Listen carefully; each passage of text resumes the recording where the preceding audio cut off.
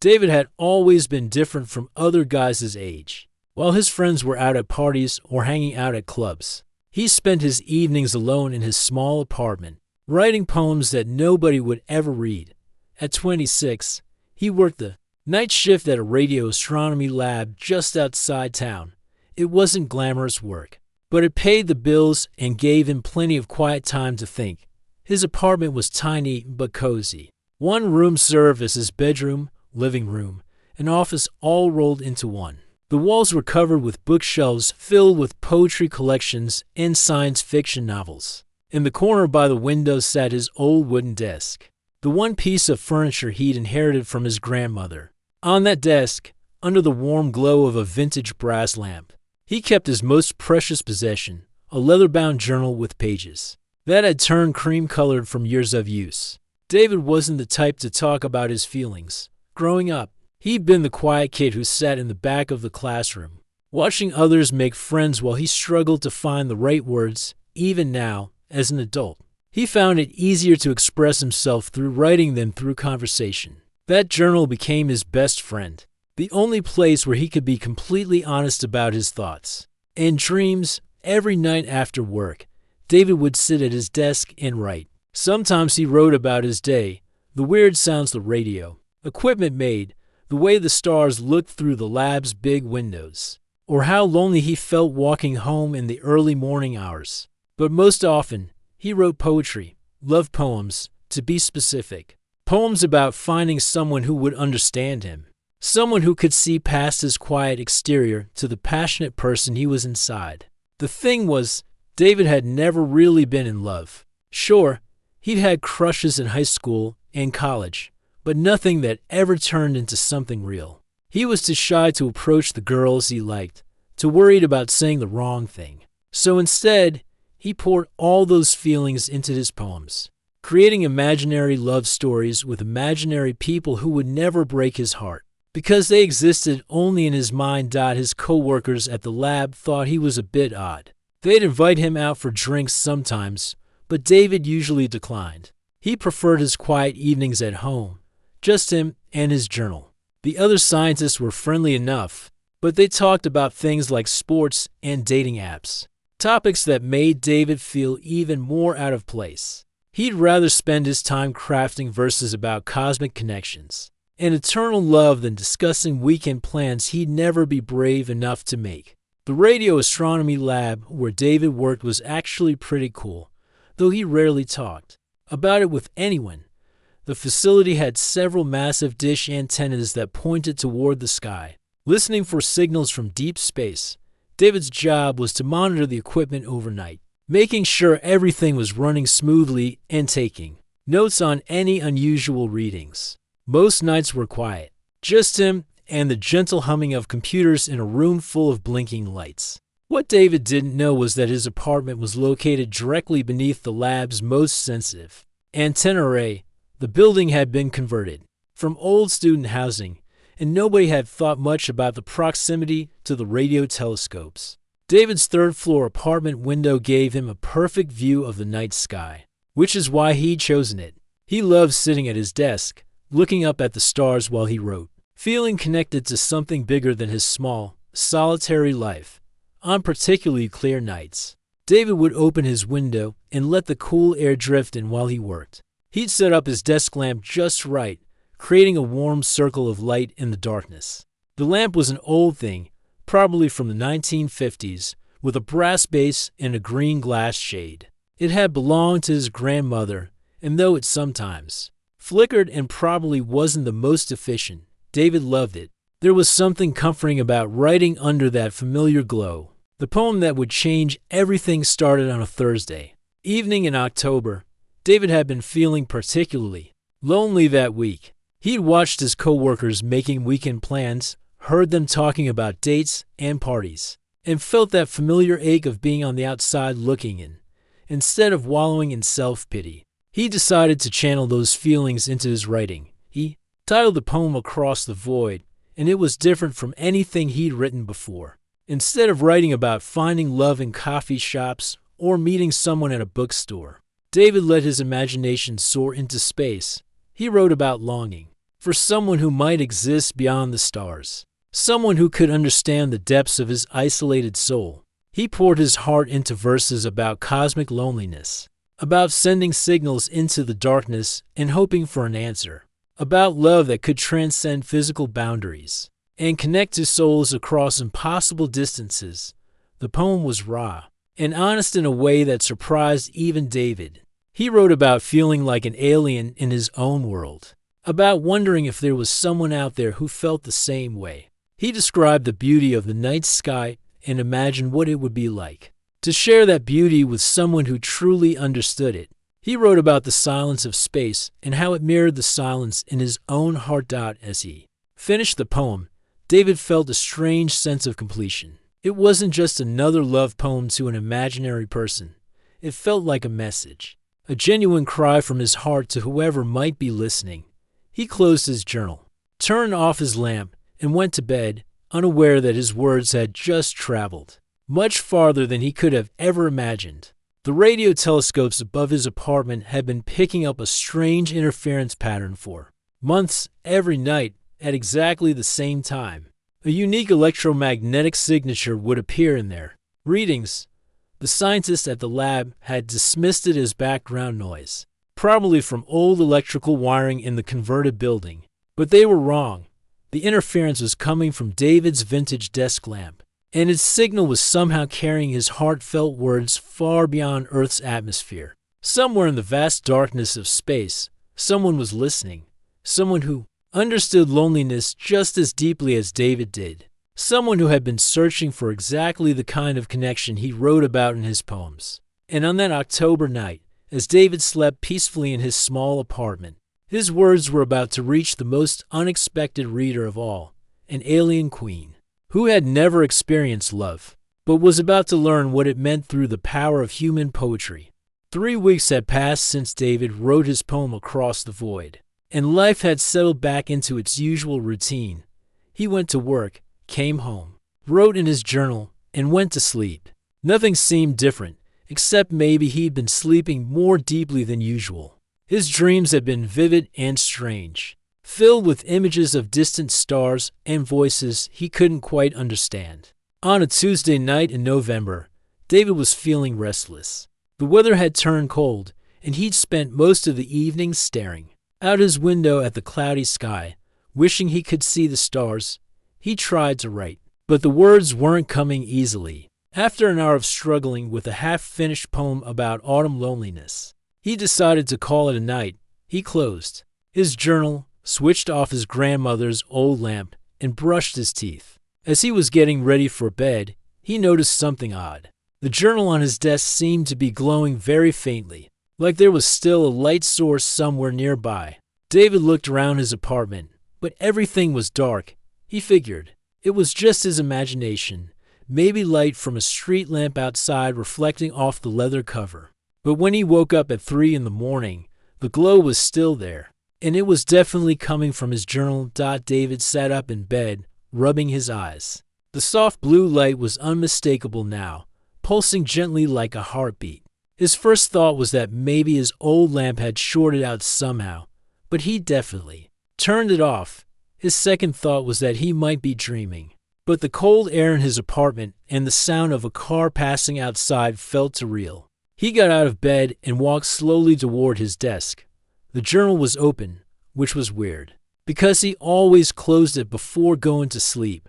The pages were definitely glowing, casting strange shadows on the walls. As he got closer, David could see that the light was coming from the page where he'd written Across the Void 3 weeks ago. But something was different. Below his poem, written in handwriting that definitely wasn't his, were several lines of text that seemed to shimmer and move in the blue light. David's heart started pounding as he leaned closer to read what was written there. Hello, David Chen. Your words have traveled much farther than you could ever imagine. I am Zara, Queen of the Endorian people. Your poem reached our monitoring stations near your moon 3 weeks ago. We have been watching your planet for some time. But your words, they touched something in me that I thought was long dead. David stared at the impossible words, his hands shaking.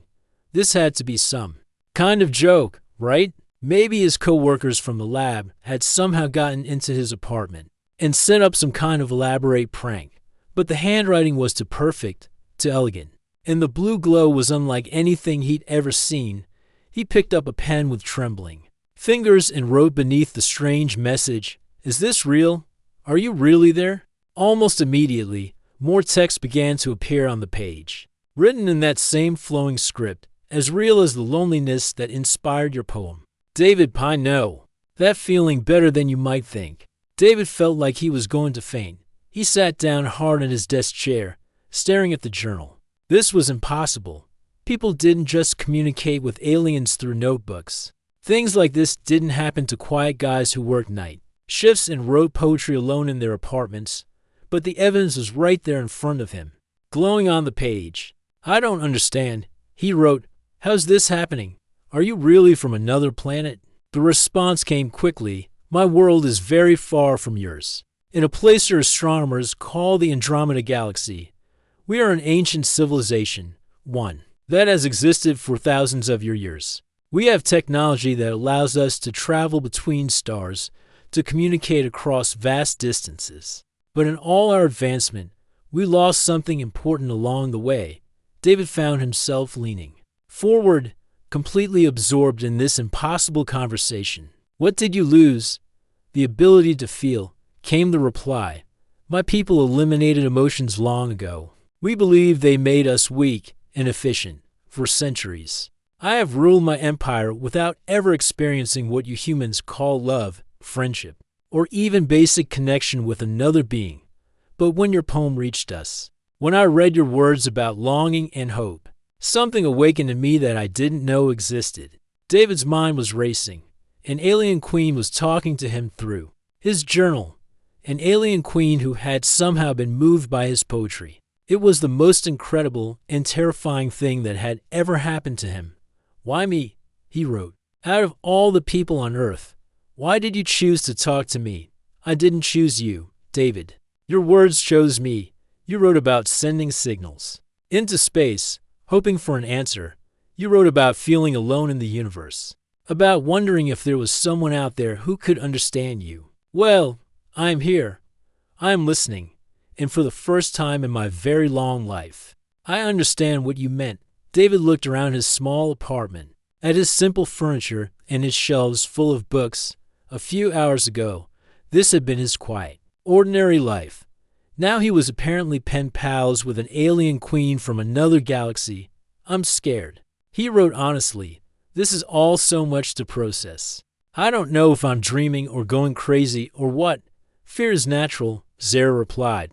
"I am afraid too. What I'm doing goes against everything my people believe. If my council knew I was communicating with a human, especially in this way, there would be serious consequences. But I cannot stop. Your words have shown me something beautiful that I never knew existed." David felt a strange mix of terror and excitement. Whatever was happening, it was real. And this being, this queen from another world, was reaching out to him because of something he'd written in his private journal. "What happens now?" he wrote. "Now we talk," came the reply. "I want to learn about your world, your people, your emotions. I want to understand what it means to feel lonely, to hope, to dream. And perhaps, if you're willing, you can help me discover what it means to connect with another soul." David stared at the glowing page, at the elegant alien handwriting that had appeared in his most private space. His life had just become extraordinary, in the most unexpected way possible. "Okay," he wrote simply. "Let's talk." Over the next few weeks, David's life changed in ways he never could have imagined. Every night, he would hurry home from work, grab a quick dinner, and sit at his desk with his journal. The conversations with Zara had become the highlight of his day, the one thing he looked forward to more than anything else. At first, their exchanges were cautious and formal. David would write simple questions about her world, and Zara would respond with detailed descriptions of life in the Andromeda Galaxy. She told him about her crystal planet, where towering structures of pure light served as cities, and the ground itself sparkled like diamonds. She described technologies that seemed like magic to David, ships that could travel between stars in the blink of an eye, machines that could create matter from pure energy, and communication systems that connected millions of worlds. But as the days passed, their conversations became more personal. David found himself sharing things he'd never told anyone: his struggles with shyness, his fear of rejection, his dreams of finding someone who truly understood him.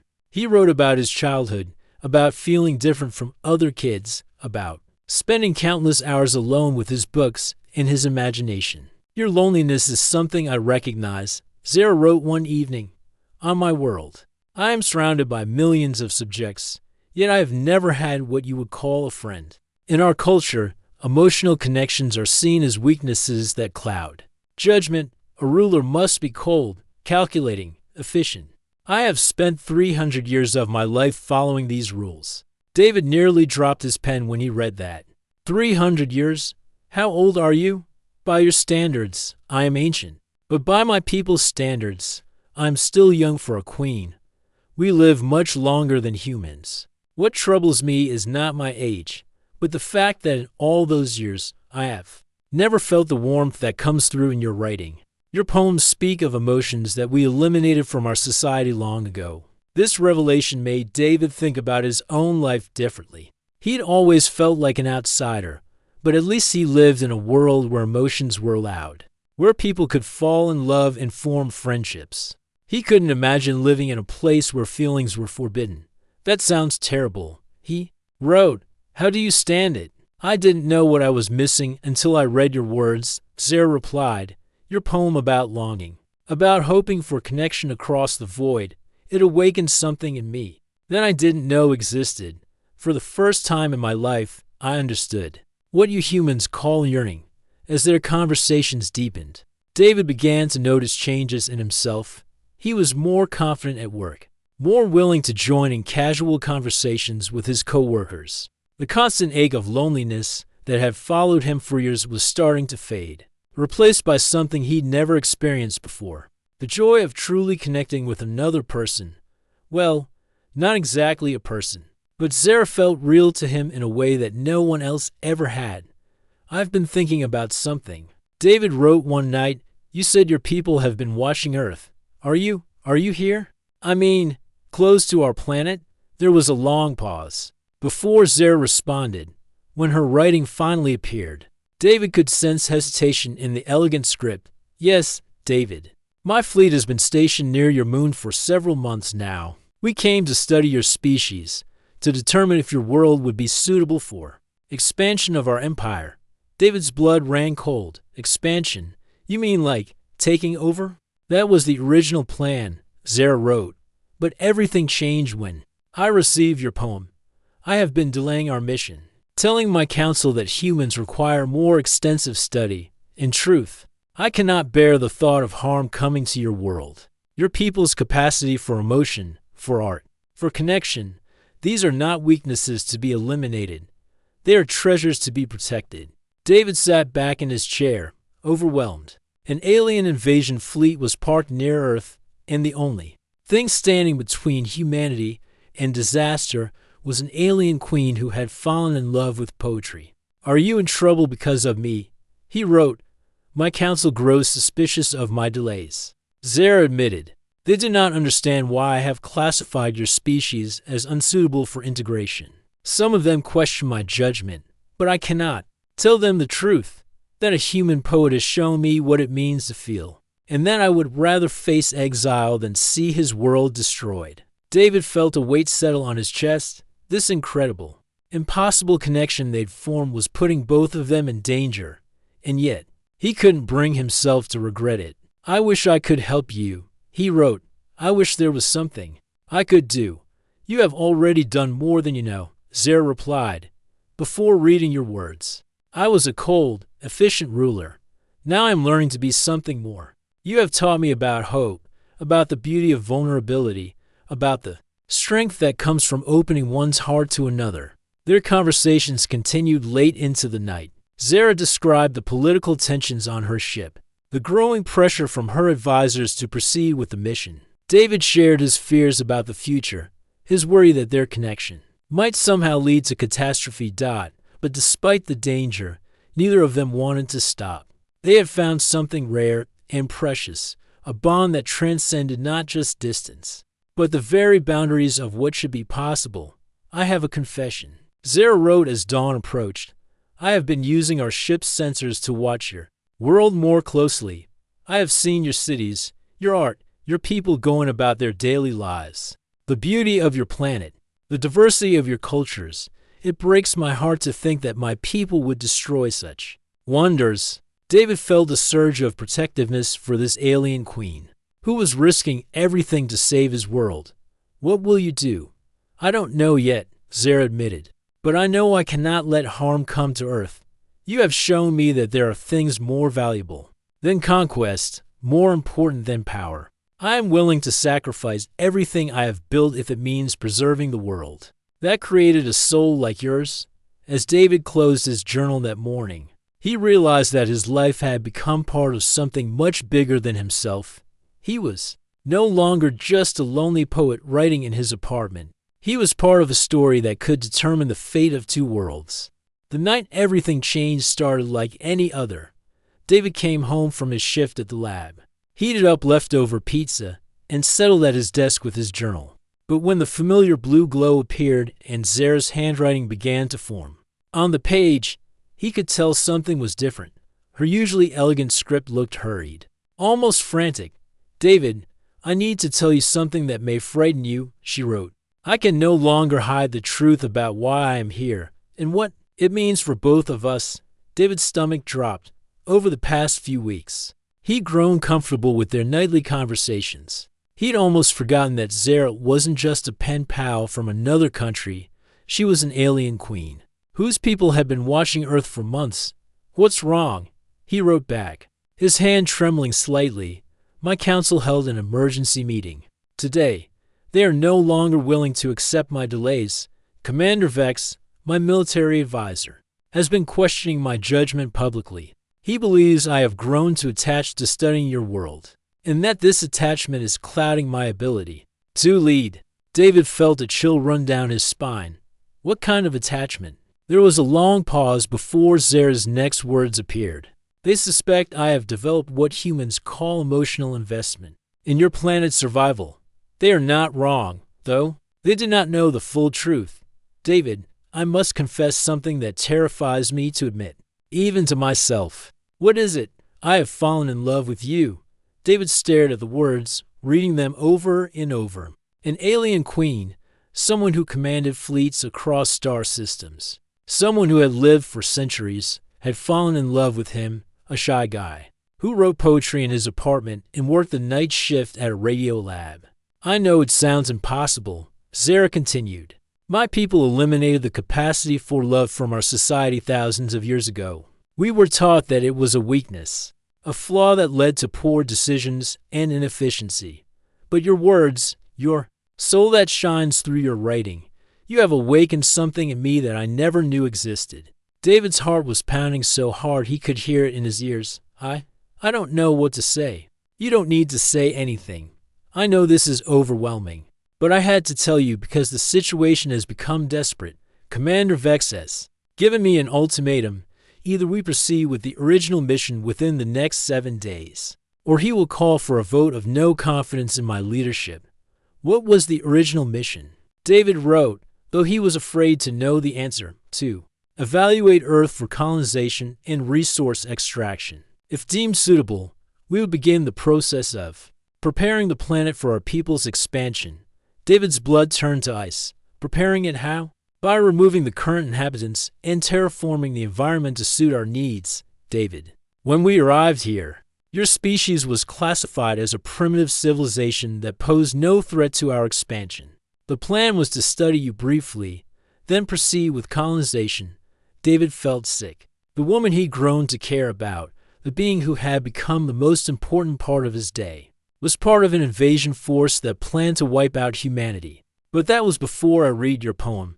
Zara continued quickly, as if sensing his horror. Before I understood what your people are capable of, your capacity for love, for art, for finding beauty in the midst of loneliness, these are not signs of primitiveness. They are evidence of a kind of evolution my people abandoned long ago. So what happens now? David wrote with shaking hands.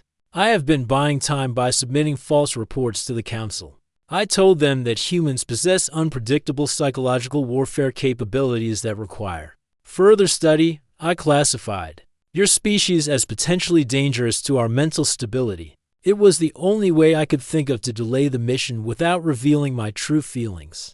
David realized the magnitude of what Zara was telling him. She had been lying to her own people, risking her position and possibly her life, all to protect Earth. All because of a poem he'd written in his journal. You could get in serious trouble for this, he wrote. I'm already in serious trouble. Zara replied, Commander Vex has been monitoring my communications with the home fleet. He has noticed inconsistencies in my reports. Yesterday, he requested permission to conduct his own independent assessment of your planet. What does that mean? It means he wants to bypass my authority and evaluate Earth for himself. If he discovers that I have been deliberately misleading the Council, I will be charged with treason, the penalty for treason, especially for a queen who has compromised a military operation, is exiled to the void of space. David felt a surge of panic, not just for himself and his world, but for Zara. This incredible being who had risked everything to save his planet was now facing the possibility of being cast out into the darkness of space, alone forever. There has to be something we can do, he wrote desperately. I have been working on a plan, Zara admitted. It is dangerous and might not work, but it is our only hope. I need to find a way to demonstrate to my council that humanity offers something more valuable than resources or territory. What could be more valuable than that to your people? The one thing we lost when we eliminated emotions from our society. The ability to create true art, to experience genuine connection, to find meaning beyond mere survival. Your poem proved that humans possess a form of consciousness that we have forgotten how to access. David was starting to understand. You want to show them that humans have something your people need. Exactly. If I can convince them that your species possesses a form of wisdom that could benefit our civilization, they might be willing to establish peaceful contact instead of proceeding with colonization. But I need more evidence than just your poem. What kind of evidence? I need to meet you, David, face to face. I need to experience human emotion firsthand, so I can speak to the council with authority about what your people have to offer. David's pen froze over the paper. Meet her in person? The idea was both thrilling and terrifying. Is that even possible? He wrote, yes, but it would be incredibly risky. I would have to leave my ship secretly, without telling my council. If I am discovered, it would be considered the final act of treason. But David, I believe it is the only way to save both our worlds. David stared at the journal, realizing that his quiet life of poetry and solitude was about to become something he'd never imagined. The fate of Earth might depend on whether he was brave enough to meet an alien queen who had fallen in love with his words. When he wrote simply, tomorrow night, I will send you coordinates, David. I want you to know that whatever happens, you have already changed my life in ways I never thought possible. You have shown me what it means to love, and for that, I am eternally grateful. As David closed his journal that night, he knew that by tomorrow, everything would be different. He was about to meet the most important person in his life, someone who wasn't even human, but who understood his heart better than anyone ever had. David barely slept that night.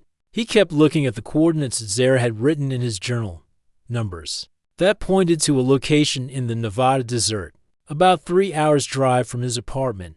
As the sun rose, he called in sick to work. For the first time in 2 years, his supervisor was surprised but didn't ask too many questions. The day passed in a blur of nervous energy and second-guessing. David found himself pacing around his small apartment, wondering if he was making the biggest mistake of his life. He was about to drive into the middle of nowhere to meet an alien queen who claimed to love him. It sounded crazy when he put it that way, but everything about the past month had been crazy. By evening, David had packed a small bag with water, snacks, and a flashlight. He also brought his journal. though he wasn't sure why. Maybe having it with him would make the whole thing feel more real, more connected to how their relationship had started. The drive to Nevada felt like the longest 3 hours of his life. David's old Honda rattled along desert highways as the sun set behind distant mountains. He'd never been this far from home by himself, and with every mile, the reality of what he was doing became more intense. He was driving to meet someone from another galaxy, someone who commanded spaceships and had lived for centuries, someone who had risked everything to save his world. The coordinates led him to a patch of empty desert far from any towns or highways. David parked his car and stepped out into the cool night air. The sky above was incredibly clear, filled with more stars than he'd ever seen from his city apartment. For a moment, he just stood there, looking up and wondering which of those distant lights might be Zara's home. His phone showed 11:47 p.m. Zara had said she would arrive at midnight. David sat on his car's hood and waited, his heart pounding with anticipation and fear. What if this was all an elaborate hoax? What if he'd driven 3 hours into the desert to meet no one? What if Zara had been caught by her counsel and couldn't come? But at exactly midnight, David saw a soft blue light descending from the stars above. It was small at first, like a falling star, but it grew brighter as it came closer. The light moved with purpose, clearly under intelligent control, settling gently onto the desert floor about 50 feet away from David's car. David slid off his hood and walked slowly toward the light. As he got closer, he could see that it wasn't just a light. It was some kind of vehicle, sleek and graceful, unlike anything he'd ever seen. The blue glow seemed to come from the craft itself, pulsing gently like a heartbeat. A section of the craft opened silently, and a figure stepped out. Even though David had been expecting her, seeing Zara for the first time took his breath away. She was tall, probably 6 feet, with an elegant grace that made her every movement look like a dance. Her skin had a subtle shimmer, like moonlight on water, and her eyes were larger than human eyes, deep and expressive and filled with an intelligence that seemed ancient and young at the same time. But what struck David most was how nervous she looked. This powerful queen who commanded fleets across the galaxy was standing in the desert, looking just as scared and uncertain as he felt. "David," she said, and her voice was musical, with tones that no human voice could produce, but somehow he understood her perfectly. "It's me," he said, his own voice barely above a whisper. They stood there for a moment, just looking at each other. David had imagined this meeting 100 times, but the reality was overwhelming. She was alien and beautiful and impossible, but when she looked at him, he saw something completely familiar, the same loneliness and hope that he'd felt his whole life. "You are exactly as I pictured you," Zara said, stepping closer. "Your words painted such a clear image of your soul." "You're not what I expected," David admitted. "I mean, you're amazing, but you seem so human in the ways that matter." "I mean," Zara smiled, and David felt his heart skip a beat. "Perhaps that is because you taught me how to be more human. Before reading your poem, I did not know that souls could recognize each other across impossible distances." They talked for hours under the star-filled sky.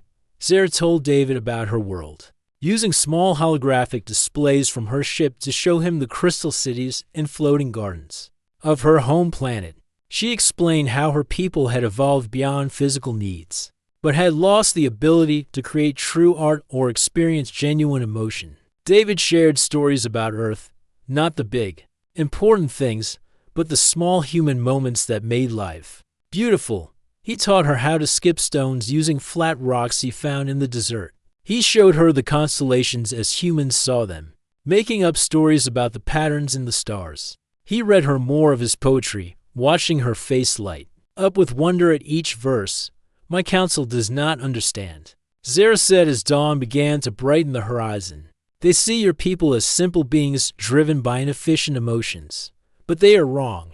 Your emotions are not weaknesses. They are the source of your greatest strength." "What will you tell them?" David asked. "The truth," Zara replied. "That I have experienced something my people thought was impossible. That a human poet showed me how to feel love, hope, and connection. That your species has something we need more than any resource. Or territory. Will they listen? I don't know. Commander Vex is already suspicious. When I return to the ship, I will likely face immediate questioning about my absence tonight. But I have something now that I didn't have before. What's that? Evidence. I can speak to them about human emotion not as theory, but as lived experience. I can tell them what it feels like to care about someone more than yourself, to hope for their happiness even at the cost of your own. As her ship prepared to depart, Zara pressed a small crystalline device into David's hands. It was warm to the touch and seemed to pulse with its own inner light. This will allow us to communicate across any distance, she said. No matter what happens with my council, I want you to know that you have changed me forever.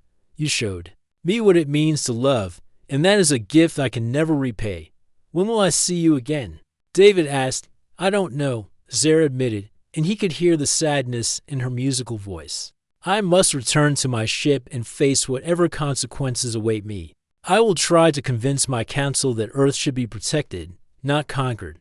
But if I fail, you won't fail, David said with more confidence than he felt. If anyone can, make them understand. It's you. Zara reached out and gently touched David's face. Her skin was warm and smooth, and for a moment, he felt a connection deeper than anything he'd ever experienced. Thank you, David, she whispered, for your words, for your heart, for showing me what it means to be truly alive. Then she was gone, her ship rising silently into the pre-dawn sky, leaving David alone in the desert with a crystalline communicator. And the memory of the most incredible night of his life died as he drove home.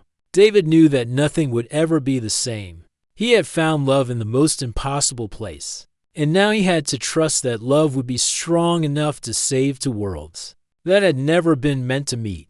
The communicator in his pocket pulsed gently, and somehow David knew that this wasn't an ending. It was just the beginning of a story that would change the universe.